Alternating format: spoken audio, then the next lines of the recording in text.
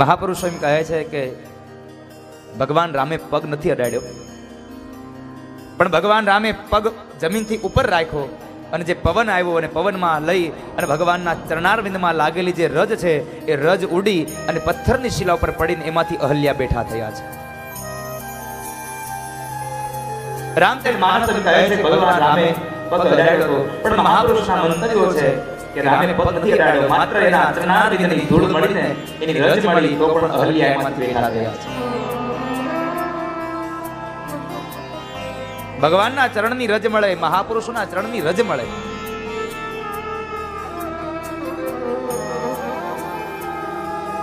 તો આપણું ભાગ્ય સુધરી જાય છે.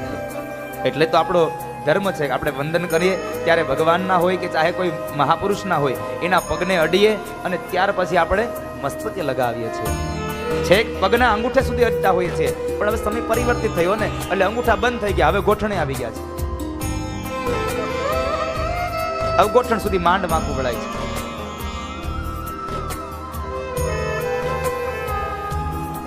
રામચરિત માનસ સાહેબ આપણા જીવનમાં કેટલો ઉપયોગી ગ્રંથ છે. દરિયાના બે કિનારાઓને જોડતો એક ગ્રંથ. સગા બે ભાઈઓ ન બોલતા હોય કદાચ રામચરિત માનસને સાંભળે અને જો જીવનમાં ઉતારે તો સગા બે ભાઈઓ ફરી પાછા બોલતા થઈ જાય. સગા બે ભાઈઓને બોલતા કરવા વાળો ગ્રંથ એટલે રામચરિત માનસ. જીવન કેમ જીવવું એવો ઉપદેશ આપનારો ગ્રંથ એટલે રામચરિત માનસ. જીવન કેવું જીવવું જોઈએ એ શીખડાવવાનો ગ્રંથ હોય તો રામચરિત માનસ, અને માણસે મરવું કેમ એ શીખડાવવાનો ગ્રંથ હોય તો ભાગવત છે. ભાગવત મરતા શીખડાવે છે. એક એક ડગલે ડગલે આ રામચરિત માનસની એક એક કથાઓ, એક એક વાક્ય આપણને ઉપયોગી છે. એક વખત એક મહારાજ બરાબર મહાપુરુષ હતા, ટ્રેનમાં મુસાફરી કરે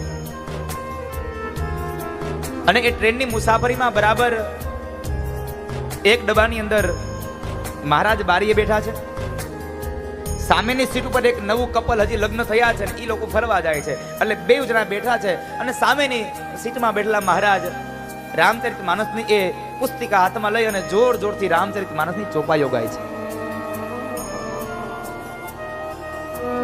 અન્ય શ્રોતાગણો બેઠા હતા, અન્ય મુસાફરો બેઠા હતા, એને કોઈને વાંધો ન આવ્યો, પણ હજી નવો પરણેલો હતો, નવી સ્ત્રીને લઈને જતો હતો ને એટલે નવું નૂર હતું. એટલે પેલા મહાત્માજીને કહે છે, એ મહારાજ આ તમારું ગાવાનું બંધ કરો ને, અમારે નથી સાંભળવું, તમારા ગાવ હોય તો મનમાં ગાવ. મહારાજ બંધ થઈ ગયા. પણ જીવ હોય ને સાહેબ ભગવાન હોય એ કેટલી ઘડી બંધ રહે. મહાપુરુષો તો ક્યારેક ક્યારેક કહે છે કે જ્યારે કુદરતી હાથે જાય તો જીભ પકડી રાખે તો મન બોલતું હોય ભગવાનનું નામ સાહેબ, કારણ સતત એના નામની માળા રટતો હોય એટલા માટે.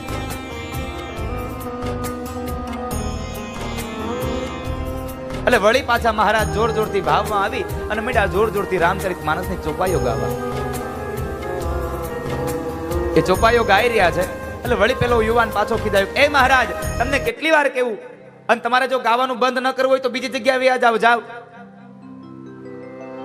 મહારાજ કહે છે, ભાઈ હવે નહીં બોલું. ટ્રેન બહુ બધી ચાલી, ઘણા સ્ટેશનો ચાલી ગઈ, એમાં એક જગ્યાએ એક સ્ટેશન ઉપર ટ્રેન ઊભી રહી એટલે પેલો યુવાન એની પત્નીને સાથે લઈ નીચે ઉતરો. એની જગ્યા જ્યાં હતી એનો ત્યાં સામાન મૂક્યો, કોઈ બેસી ન જાય. નીચે ઉતરો. રેલવે સ્ટેશનના જે સ્ટોલ હોય એ સ્ટોલ ઉપર જઈ અને પતિ પત્ની બેવ નાસ્તો કરે છે. એ બેવ નાસ્તો કરે એટલા સમયની અંદર બરાબર ટ્રેન ઉપડી ગઈ એટલે પતિ પત્ની બેવ દોડે છે ટ્રેનમાં બેસવા માટે, પોતાનો ડબ્બો પકડવા માટે દોડે છે. જેમ જેમ એ લોકો બંને પતિ પત્ની દોડતા જાય તેમ તેમ ટ્રેનની પણ સ્પીડ વધતી ગઈ. પોતાના ડબ્બાની નજીકમાં આવ્યા અને બરાબર પેલો ગેટમાં ચડવાનો જે સ્તંભ હોય એને પકડી અને પેલો યુવાન ચડી ગયો અને એકદમ ટ્રેન ઉપડી ગઈ. પોતાની પત્ની ત્યાં પ્લેટફોર્મ પર રહી ગઈ. એની પત્ની ત્યાં પ્લેટફોર્મ પર રહી ગઈ એટલે પેલો યુવાન જોર જોરથી રડવા લાગ્યો, કોઈ ટ્રેનને ઊભી રાખો ને મારી પત્ની રહી ગઈ, કોઈ ટ્રેન ઊભી રાખો મારી પત્ની રહી ગઈ. જોર જોરથી રડે છે. પેલા મહાત્માજી આવ્યા, ભાઈ શું થયું, કેમ રડે છે તું? અરે મહારાજ, મારી પત્ની ત્યાં પ્લેટફોર્મ પર રહી ગઈ. અમે નાસ્તો કરવા ગયા, ટ્રેન ઉપડી ગઈ, અમે દોડ્યા, પણ હું ચડી ગયો, પણ મારી પત્ની ત્યાં રહી ગઈ. હવે કોઈ ટ્રેનને ઊભી રાખો ને. ત્યારે પેલા મહારાજ કે છે, ભાઈ એક વાત કહું, ખોટું ન લગાડતો.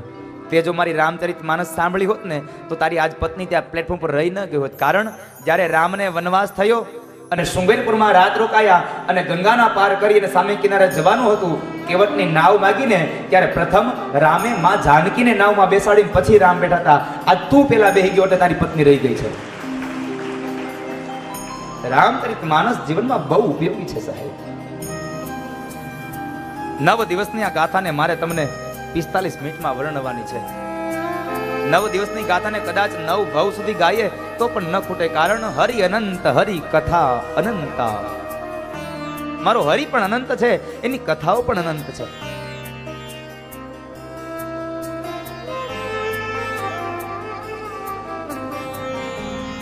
એટલે એકાદો પ્રસંગ જે રામચરિત માનસનો જે જીવનમાં ઉપયોગી છે એ લઈ અને કથાને વિરામ આપીશ. એટલે કે 9મા સ્કંદને વિરામ કરીને 10મા સ્કંદમાં વળી પાછા નંદ ઘેરે આનંદ ભયો જય કનૈયા લાલ કી. અને આમ પણ રામચરિત માનસ કેટલીક હોય, કારણ કે દક્ષિણા વગરની કથા ન થાય. બરાબર ને ભરતભાઈ? દક્ષિણા વગરની કથા કેટલી થાય? એક દાદા બરાબર ગોરદાદા ગામમાં ભિક્ષાવૃત્તિ માટે ગયા, અને ભિક્ષાવૃત્તિમાં ગયા એટલે એક ઘરે ગયા તો ત્યાં બરાબર ભગવાનની કૃપા એટલે દુજાણું ઘણું હશે, એટલે ગોરદાદાને લોટ મળ્યો. એટલે ગોરદાદાએ પૂછ્યું, બેન છાશ છે? હા દાદા, આજ જ બનાવી છે, ઉભારો લેતા જાઓ. બેન અંદર ગયા અને આવડી મોટી બરણી ભરીને લઈ આવ્યા. બરણી ભરીને લાવ્યા, લ્યો ગોરદાદા આ છાશ. ગોરદાદા હાલતા થાય છે એ પેલા બેન બોલ્યા, એ દાદા છાશ લેતા જાવ છો, પણ જરાક રામચરિત તો સંભળાતા જાવ, રામાયણ તો સંભળાવો. એટલે દાદાએ ચાલુ કર્યું. અયોધ્યાના રાજા દશરથ હતા, એને 3 રાણીઓ હતી, એને 4 દીકરાઓ થયા, રામ, લક્ષ્મણ, ભરત ને શત્રુઘ્ન. રામના લગ્ન સીતાજી હારે થયા. ત્યાર પછી કઈ 2 વરદાન માંગ્યા, અને એની અંદર રામ અને લક્ષ્મણ અને સીતાજી ત્રણેય જંગલમાં ગયા. ત્યાંથી સીતાજીનું હરણ કરી ગયો રાવણ. એને ગોતવા માટે હનુમાનજી, સુગ્રીવને બધાને સાથે લઈ અને રામ લંકામાં ગયા સામે કિનારે, અને ત્યાં જઈને રાવણને માર્યો. સીતાજીને લઈને પાછા આવ્યા અને અયોધ્યામાં રામનું રાજ્ય થપાયું. બોલા બેન કે આટલી થોડી કઈ હાવ રામચરિત માનસ હોય? ગોરદાદા કે કળશા છાશમાં કેટલીક હોય. એટલે તમે કોઈ કઈ દક્ષિણા આપી નથી, એટલે આપણે કઈ લાંબી રામાયણ કરવી નથી. હું કઈ રામાયણ કરવા આવ્યો નથી, અહીં હું તો ભાગવત કરવા આવ્યો છું. રામચરિત માનસ બહુ ઉપયોગી ગ્રંથ છે સાહેબ. 2 ભાઈઓને લઈ અને વળી પાછા જાય છે. માર્ગની અંદર ગૌતમ નારી અહલ્યાનો ઉદ્ધાર કર્યો છે. ક્ષત્રિયનો ધર્મ છે.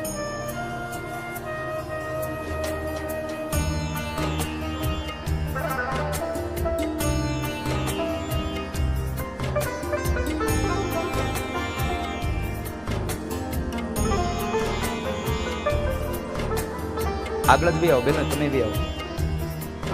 18 તારીખે આપણી કથા વિરામ થાય છે અહીંયા, અને 19 તારીખે બરોડા પ્રિસ્ટેજ પાસે ગુરુનગર ઉકાણી પરિવારમાં ભાગવત કથાનો આરંભ થઈ રહ્યો છે 19 તારીખથી. એ 19 તારીખનું શ્રીફળ લેવા માટે મારો યજમાન પરિવાર આવ્યો છે. એકવાર એને પણ જોરદાર તાળીઓથી વધાવીએ. આજે નંદ ઉત્સવ, અને એમાં પણ આજે શ્રીફળ દેવાનું આજે શુભ મુહૂર્ત આવ્યું. રામચરિત માનસની કથાઓને વિરામ કરીને પછી શ્રીફળ આપીશ.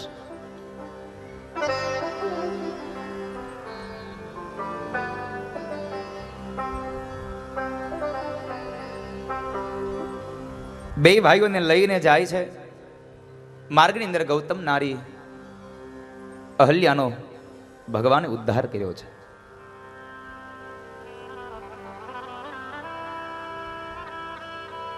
ત્યાંથી આગળ ગયા એટલે મિથિલામાં ગયા, અને મિથિલાની અંદર રાજા જનકના દરવાજે, એના દ્વારે, એના રાજમાં ભગવાન રામ, લક્ષ્મણ અને વિશ્વામિત્ર મહારાજ ગયા. વિશ્વામિત્ર મહારાજને આવેલા જોઈ અને રાજા જનકે એની આગતા સ્વાગતા કરી, એમનું પૂજન કર્યું છે. પધારો બાપજી. થોડી વાર થઈ એટલે રાજા જનક પ્રશ્ન કરે છે, બાપજી આ તમારી સાથે 2 આવેલા આ યુવાનો, આ પુરુષો, આ કોણ છે? કોઈ ક્ષત્રિયના સંતાનો છે, કોઈ ઋષિકુમારો છે, કે કોઈ ભગવાનનો અવતાર છે? કોણ છે આ? વિશ્વામિત્ર મહારાજ કહે છે, રાજા તું તો બહુ જ્ઞાની છો, તારી જાતે જ તું ઓળખી લે ને. સુખદેવજી મહારાજનો પણ તું ગુરુ છે, આટલો જ્ઞાની છે, સંસારમાં રહીને પણ તે સિદ્ધિને પ્રાપ્ત કરી છે. ભગવદ્ ગીતાનો ગાનારો એમ કહે છે કે ગીતાજીમાં કોઈના વખાણ ન કરે, અને સ્વયં પાછો પોતે પણ કહે છે કે જનક જેવો કોઈ આ જગતમાં કોઈ સિદ્ધ માણસ નથી.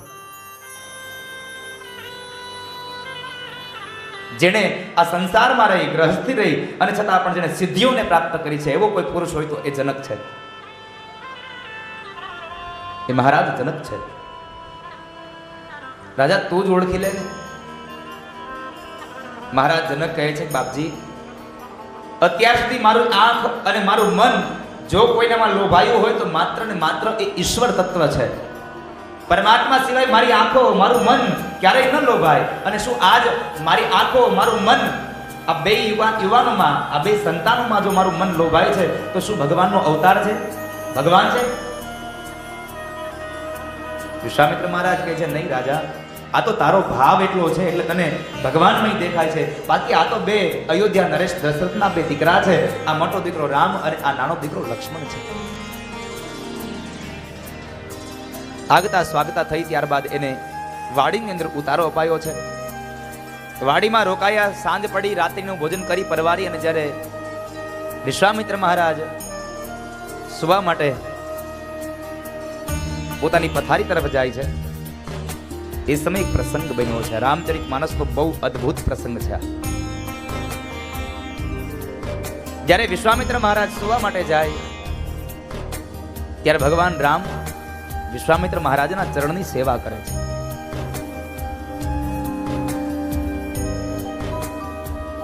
ચરણની સેવા કરે છે. વિશ્વામિત્ર મહારાજ સૂઈ ગયા છે એટલે રામજી ઊભા થઈ વિશ્વામિત્ર મહારાજને વંદન કરી અને પોતાની પથારી આવ્યા છે. ત્યાં આવીને પોતે સુતા છે અને એ સમયે રામના ચરણની સેવા એના નાના ભાઈ લક્ષ્મણ કરે છે. લક્ષ્મણજી મહારાજ જ્યારે સેવા કરે છે ત્યારે લક્ષ્મણને એક વાતનું દુઃખ થાય છે કે આજ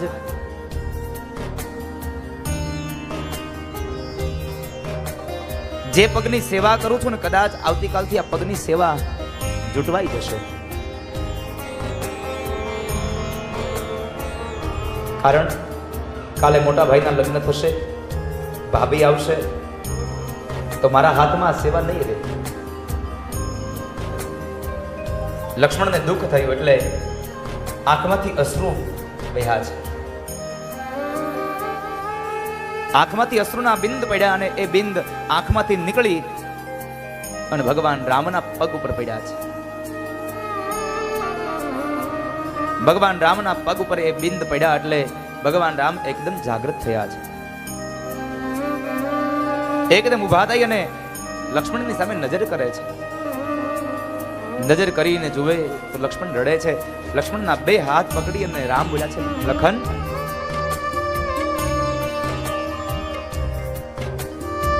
તારી આંખમાં અશ્રુ શાના છે? અશ્રુ શાના અશ્રુ છે તારી આંખમાં?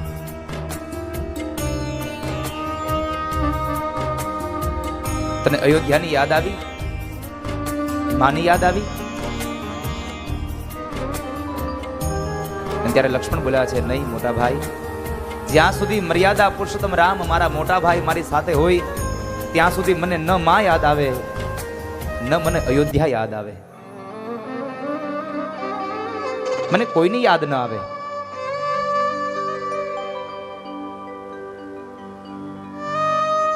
તો તારી આંખમાં અશ્રુ શાના છે? ત્યારે લક્ષ્મણ બોલ્યા છે, મોટા ભાઈ, મારી આંખમાં અશ્રુ મને એક વાતનું દુઃખ છે કે આજ તમારા પગની સેવા કરું છું ને, આવતીકાલ કદાચ આ પગની સેવા મારા હાથમાં નહીં હોય. આવતીકાલ કદાચ હું આ સેવા નહીં કરી શકું, કારણ તમારા લગ્ન થશે, મારા ભાભી આવશે એટલે મારા હાથમાંથી આ સેવા જૂટવાઈ જશે. આ વાતનું દુઃખ છે એટલે મારી આંખમાં અશ્રુ વહ્યા છે. ત્યારે રામ બોલ્યા છે, સાંભળ લખન, કાલ મારા લગ્ન થશે, તારી ભાભી આવશે તો તારી ભાભી મારા ડાબા પગની સેવા તારી ભાભી કરશે અને મારા જમણા પગની સેવા મારો લખન કરશે. કદાચ આ વાત તારી ભાભીને મંજૂર નહીં હોય, એને નહીં ગમતું હોય તો હું તારી ભાભીને છોડી દઈશ, પણ લક્ષ્મણ હું તને નહીં છોડી શકું, ક્યારેય તને ન છોડી શકું.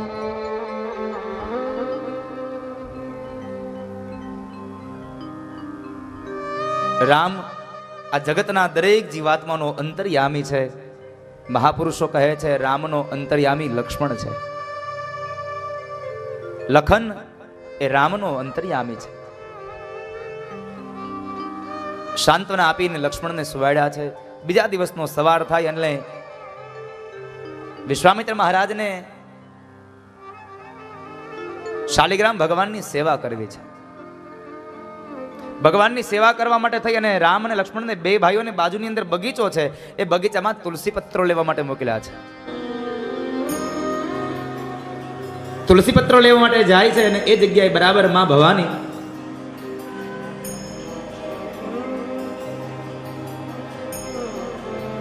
એનું મંદિર છે. એટલે માં ભવાનીના મંદિરની અંદર માં જાનકી પોતાના બહેનપણીઓ સાથે માં ભવાનીની પૂજા કરવા માટે આવે છે.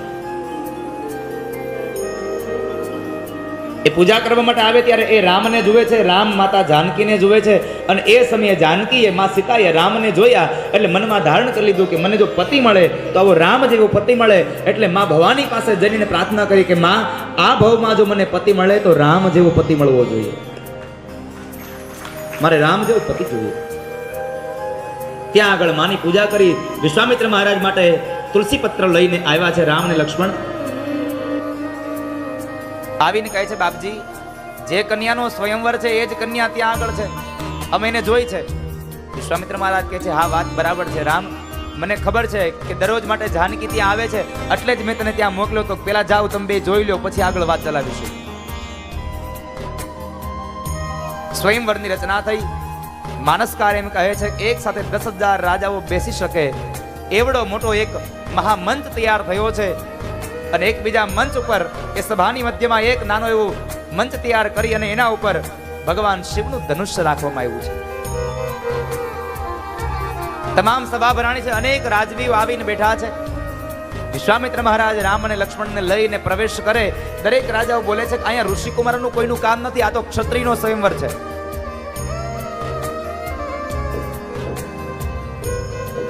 વિશ્વામિત્ર મહારાજે જ્યારે ઓળખાણ આપી કે આ તો અયોધ્યા નરેશ દશરથના બે દીકરાઓ છે રામ અને લક્ષ્મણ, એને સ્થાન મળ્યું.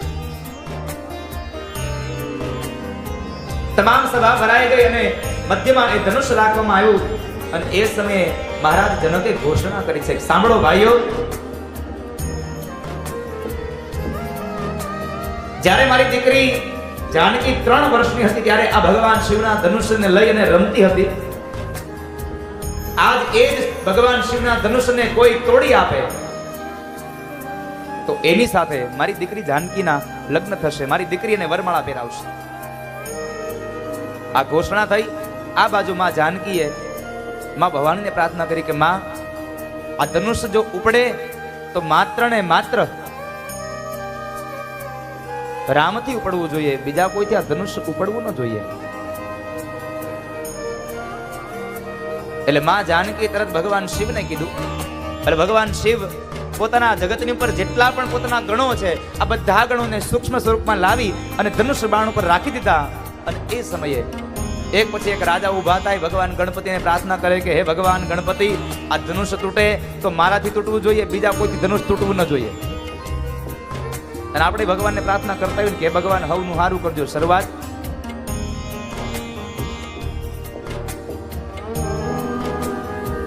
એક પછી એક રાજાઓ આવે છે, મધ્યમાંથી ધનુષ્યને પકડે, ઉપાડવા જાય. ઉપાડવાની વાત તો એક બાજુ રહી, તલભાર પણ એ ધનુષ્ય હલતું નથી.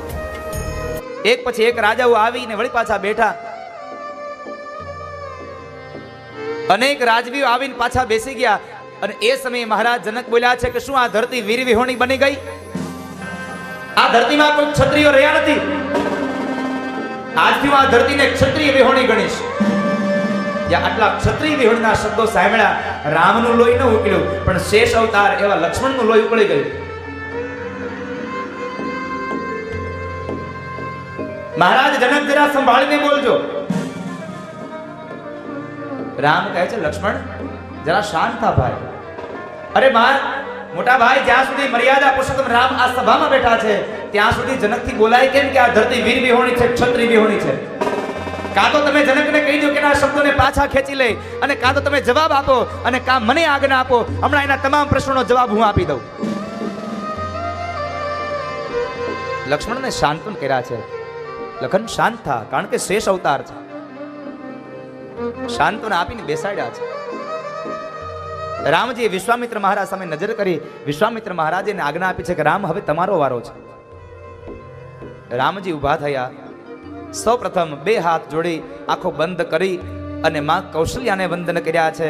અને જે ધરતીમાં અયોધ્યાની ભૂમિમાં જન્મ થયો, અયોધ્યાની ભૂમિને વંદન કર્યા છે. સૌપ્રથમ કારણ શાસ્ત્ર અને વેદ પુરાણ કહે છે, જનની જન્મભૂમિ સ્વર્ગાદપી ગરયસી. સ્વર્ગ કરતા પણ જો કોઈનું મહાત્મય વધારે હોય તો જે માએ જન્મ આપ્યો એ જનેતા, અને જે ધરતી ઉપર જન્મ થયો એ જન્મભૂમિ. આ બેયનું સ્વર્ગ કરતા પણ બહુ મહત્વ વધારે છે સાહેબ. આ બેયને વંદન કર્યા છે, વડીલોને વંદન કર્યા છે. ત્યારબાદ ત્યાંથી નીકળ્યા છે. આ બાજુ માં જાનકીએ ભવાનીને પ્રાર્થના કરી કે માં, હવે ધનુષ્ય હળવું ફૂલ જેવું જવું થવું જોઈએ. ભગવાન શિવને કીધું ભવાનીએ, એટલે તરત જ પોતાના ગણને લઈ લીધો. ભગવાન રામ ધનુષ્ય પાસે ગયા, બે હાથ જોડીને વંદન કર્યા. કોને? જેનું ધનુષ્ય છે એને વંદન કર્યા. ભગવાન શિવને વંદન કર્યા છે. ધનુષ્યને વંદન કર્યા. ત્યારબાદ એને ધનુષ્યને ફરી પાછા વંદન કર્યા. જેને તોડવાનું છે એને પણ વંદન કરું. જેનું છે એને વંદન કર્યા, જેને તોડવાનું છે એને પણ વંદન કર્યા. અને આપણે ઠઠ આખી સભા ભરાણી છે. દેવતાઓ પણ હવે તૈયાર થયા છે, કારણ રાઘવેન્દ્ર સરદાર હમણાં ધનુષ્યનો ભંગ કરશે. જાણે એક નાનું બાળક પોતાના રમકડાને ઉપાડે એમ ભગવાને મધ્યમાંથી એ ભગવાનના ધનુષ્યને ઉપાડ્યું. એક છેડાને ભગવાને પોતાના જમણા પગના અંગૂઠા નીચે દબાવ્યો, અને બીજા છેડાને જ્યાં નીચે નમાવા જાય, પણસ ચડાવવા જાય, ત્યાં મધ્યમાંથી ધનુષ્ય ભાંગ્યું. મહાભયંકર અવાજ થયો અને દેવતાએ ભગવાનનો જય ઘોષ કર્યો. બોલીએ રામચંદ્ર ભગવાન કી જય. ધનુષ્યનો ભંગ થયો. કહેવાય છે, રામ માનસકાર તો કહે છે કે જેટલા રાજાઓ હતા એકદમ ભયંકર અવાજ થયો ને, તો કેટલાય રાજાઓ નીચે પડ્યા, કેટલાય રાજાઓના મસ્તકમાંથી મુગટ નીચે પડ્યા છે.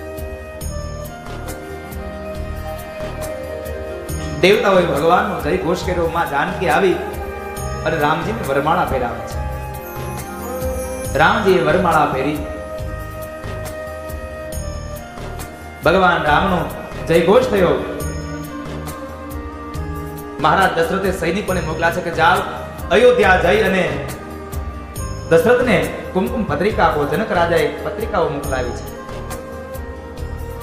જે અહીંયા આવીને સૈનિકો મહારાજ દશરથને સમાચાર આપે કે મહારાજ આપના દીકરાના લગ્ન લેવાય છે. મહારાજ દશરથને હરખનો પાર ન રહ્યો.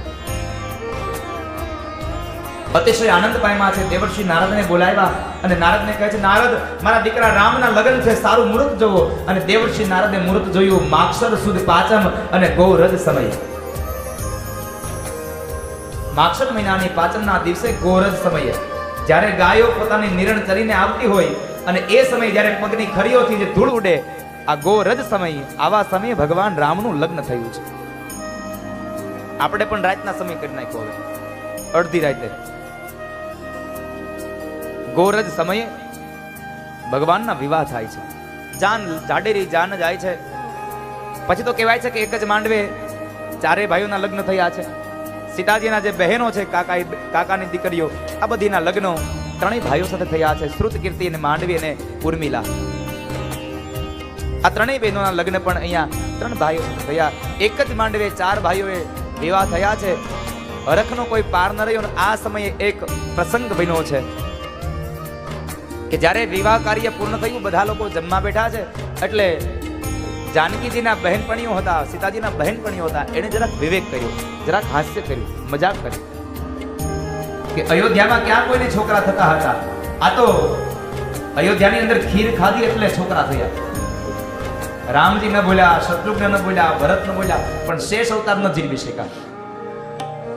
અને એ સમયે લક્ષ્મણજી બોલ્યા છે કે વાત સાચી છે, અયોધ્યામાં તો ખીર ખાધી એટલે છોકરા થયા, પણ તમને કોઈને ખબર છે કે જનકપુરમાં, મિથિલામાં તો પ્રસૂતાની વેદના વેઠવી ન પડે એટલે ધરતીમાંથી દીકરીઓ નીકળી છે. રામ કહે છે લક્ષ્મણ આ પ્રસંગ આનંદનો છે, આમાં બધા આનંદ કરે. ત્યારે લક્ષ્મણજી મહારાજ રામને વંદન કરીને કહે છે મોટાભાઈ માફ કરજો, પ્રસંગ આનંદનો જરૂર છે પણ વિવેક અને મર્યાદા મૂકીને આનંદ ન થાય. ત્યારે વિવેક ન ભૂલાવવો જોઈએ કોઈનો. એટલા માટે લક્ષ્મણને વિવેકની મૂર્તિ કીધી છે. મર્યાદા અને વિવેકનો લોપ થઈ મર્યાદા મૂકીને ક્યારે આનંદ ન થાય, ક્યારે હાસ્ય ન થાય. પછી તો ચારે ભાઈઓની જાનો પરણીને નીકળે છે. મહારાજ જનકને ખૂબ દુઃખ થયું. માનસકાર એમ કહે છે જનક બોલ્યા છે કે મારી દીકરીની વિદાય જો આટલી મને રડાવતી હોત, મને ખબર હોત કે મારી દીકરીની વિદાય મને દુઃખ આપત, તો મારી જાનકીને ક્યારે સાસરે જ ન મોકલત. અયોધ્યાની અંદર ચારે ભાઈઓના સામયા થયા, પોખણા થયા છે. ચારે ભાઈઓ પોતાના રાજમહેલમાં આવ્યા છે. સમય ધીમે ધીમે પસાર થવા લાગ્યો. એવાની અંદર એક વખતના સમયે મહારાજ દશરથ પોતાનો મુગટ સરખો કરવા જાય. આ સમય બરાબર એને કાન પાસે એક સફેદ વાળની લટ જોઈ છે. એટલે મહારાજ દશરથ થયું કે મારે કાન પાસે વાળ સફેદ થયા, હવે મારે આ વ્યવહારની દોરીઓ મારા દીકરાને આપવી જોઈએ. હવે મારે રાજ ન ચલાવાય, રામને રાજગાદી આપી દેવી જોઈએ. માત્ર એક વાળ ધોળો થયો. કેટલો? એક વાળ ધોળો થયો ને દીકરાને વ્યવહાર આપવાની એને ઈચ્છા થઈ ગઈ મહારાજ દશરથને. અત્યારે આખું માથું ધોળું થઈ જાય તો દીકરાને વ્યવહાર ન આપે. વ્યવહાર તો ન જ મૂકીએ. હજી પણ ગામડામાં જાનનું આમંત્રણ આવે ને એટલે હાંજે કે મારા ઓલા સફેદ કપડા તૈયાર કરી નાખજો, જાનમાં હું જાય. હવે દીકરાઓને જવા દો, નકર કોઈ ઓળખશે નહીં દીકરાઓને. 5 માણસમાં દીકરાને જવા દેવાય, પણ તોય ધોળા કપડા તૈયાર કરાવરાવે. સમયાંતરે વ્યવહારને પણ છોડવો રહ્યો સાહેબ. સવારમાં જ વાત કરી હતી, બ્રહ્મચર્યાશ્રમ 25 વર્ષે પૂરો થાય એટલે 26મા વર્ષમાં ગ્રહસ્થાશ્રમ આવે. 50 વર્ષે ગ્રહસ્થાશ્રમ પૂરો થાય, 51મું વર્ષ આવે વાનપ્રસ્થાશ્રમમાં જાવ એટલે વ્યવહારની દોરીઓ દીકરાઓને આપી દો. લ્યો ભાઈ, હવે તમારે જેમ વ્યવહાર કરવો એમ કરો, અમે તો ખાઈ પી ઉતરા. પણ છૂટે નહીં 70 વર્ષ સુધી આ વ્યવહાર. ચાવીનો જોડો દઈ ન હગી આપણે વહુના હાથમાં.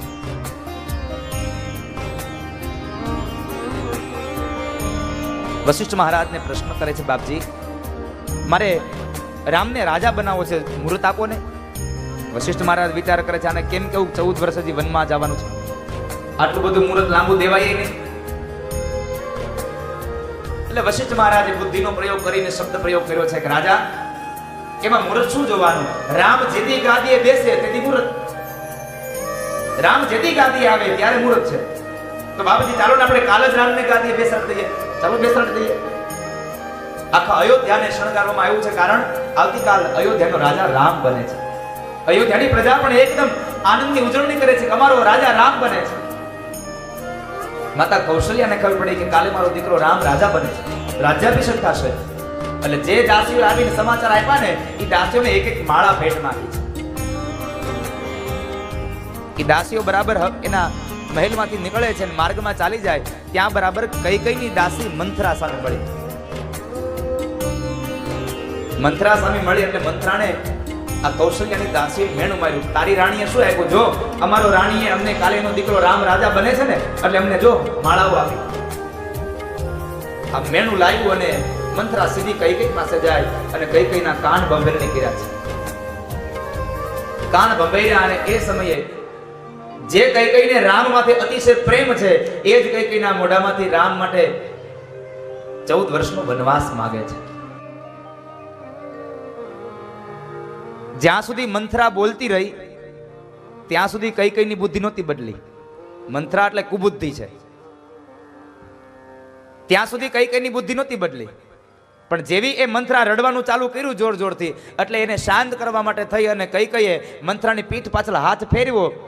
મંથરાનો સ્પર્શ થયો અને કઈકઈની બુદ્ધિ બદલી ગઈ. ખરાબ માણસનો સંગ થાય તોય માણસની બુદ્ધિ બદલી જાય સાહેબ.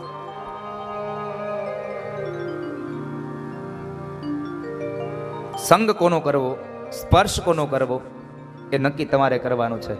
ચોખાએ કંકુ હારે મેળ કર્યો એટલે કેટલા મોટા મોટા રાજાઓને નીચે નમાવી દીધા અને એનો એ ચોખ્ખો મગ હારે ભેળ્યો. રંગ ખોયો, રૂપ ખોયું અને લોકોએ નામ પાડ્યું ખીચડી. નક્કી તમારે કરવાનું છે શું કરવું.